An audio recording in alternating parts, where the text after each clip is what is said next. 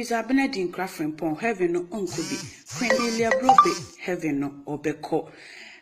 Ellen J. White, my sister, ya suspended no heaven no uncle be. Prophet Dr. Ojaba, ya suspended no heaven no uncle be. Vivian Lawrence, Abdona friend ya bring ma heaven ho wakunya esi ho. Senior Empress Nanama Mcbrown, me pachama, onso so wakunya. Esi honum.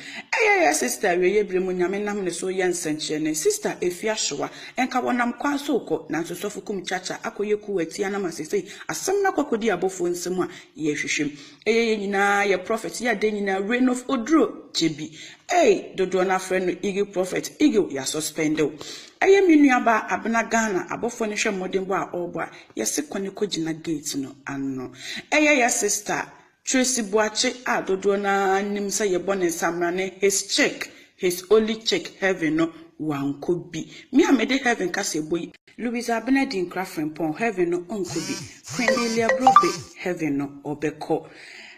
Ellen J. White, my sister, ya suspended no heaven no uncle be. Prophet Dr. Ojaba, ya suspended no heaven no uncle be. Vivian Lawrence, Abdona friend ya bring ma heaven ho wakunya esi ho. Senior Empress Nanama Mcbrown, me pachama, onso so wakunya esi honum. Aya sister we yebremu nyame nam ne so yensenche ne sister efiahwa enka wonam kwa soko na sosofu kum chacha akoyeku atia na masese asem na kwakodi abofo nsem a ye hwehwem eye nyina ye prophet ya de nyina reign of odro jebi dodo na friend no igi prophet igi ya suspended eye minuaba abna Ghana abofo ne hwe modembo a obo a ye sekone kogina gate no anno eye ya sister Tracy Boache dodo na nimsa ye bone samrane his only check heaven no wan could be. Me amede heaven kase boy. Louisa Benedin Craftrin Pon heaven no uncle be. Queen Emelia Brobbey heaven no obeko.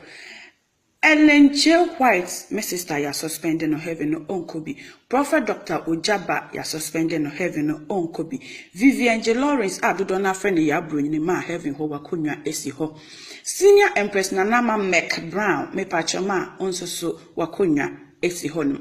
Aya sister we yebremu nyame nam ne so yensenche ne sister efiahwa enka wonam kwa soko na sosofu kum chacha akoyeku atia na masese asem na kwakodi abofo nsem a ye hwehwem eye nyina ye prophet ya de nyina reign of odro jebi dodo na friend no igi prophet igi ya suspended eye minuaba abna Ghana abofo ne hwe modembo a obo a ye sekone kogina gate no anno eye ya sister Tracy Boache dodo na nimsa ye bone samrane his only check heaven no wan could be. Me amede heaven kase boy.